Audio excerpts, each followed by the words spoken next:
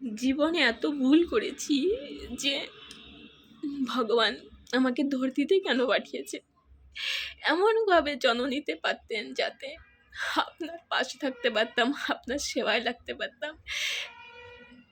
এমন মায়াবী সংসারে পাঠিয়েছেন, সে কোনো কাজেই আসে না। যেহেতু এসেই গেছি তো কিছু করার নেই। মানুষের গালমন্দ খেয়েও, অনেক কিছু সহ্য করেও যেহেতু আপনারটা আপনি আপনার কাছে চলে আসি, তো সমস্ত সুখ দুঃখ কষ্ট আপনার কাছে শেয়ার করি।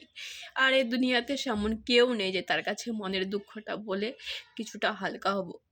তো রাধে রাধে বন্ধুরা, সবাই ভালো থেকো, সুস্থ থেকো। পাতা নেই আজকে পুজো দেওয়ার সময় কেমন যেন একটা মনের ভেতরে একটা ব্যাকুল হয়ে আছে। মানে ও চাইছে যে আমার সাথে কথা বলুক, আমার সাথে সবসময় থাকুক, এইটাই প্রভু চায়। লেকিন যখন আমাদের সুখ চলে আসে তখন প্রভুকে আমি ভুলে যাই, সেটা আমি জানি। কিন্তু সাংসারিক মায়া জীবনে মায়ার জালে এমনই তাদের টানে চলে যায় যে সেই দিকে খিচে নিয়ে যায়। দেখুন যখনই তারা আবার হচ্ছে কষ্ট দেয় তখন শিখ আবার ওনার কাছে চলে আসি। এমনটা করা উচিত নয়। লেকিন প্রভু আমাকে মাঝে মাঝে মনে করিয়ে দেয় যে তুমি কি করছো, তুমি চলে আসো এদিকে।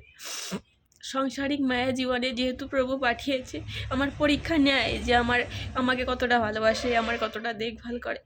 লেকিন মনের থেকে আমি কোনোদিন ওনাকে সেরকম নজরে দেখি না। সবসময় ওনাকে মাথার ওপরে রাখি আর মাথার ওপরেই থাকবে। আর আমি ওনার চরণের সেবাই করে যেতে চাই, আর কিছু চাই না। রাধে রাধে।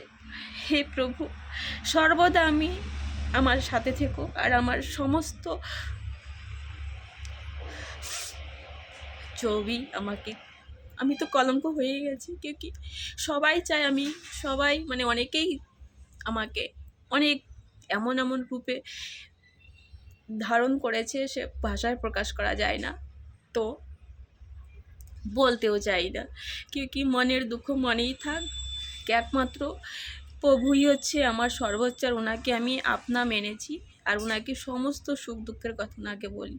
তো রাধে রাধে বন্ধুরা, সবাই ভালো থেকো, সুস্থ থেকো। যদি কিছু বলে থাকি তো ক্ষমা করে দিও। রাধে কৃষ্ণ, হরি বল। রাধে রাধে।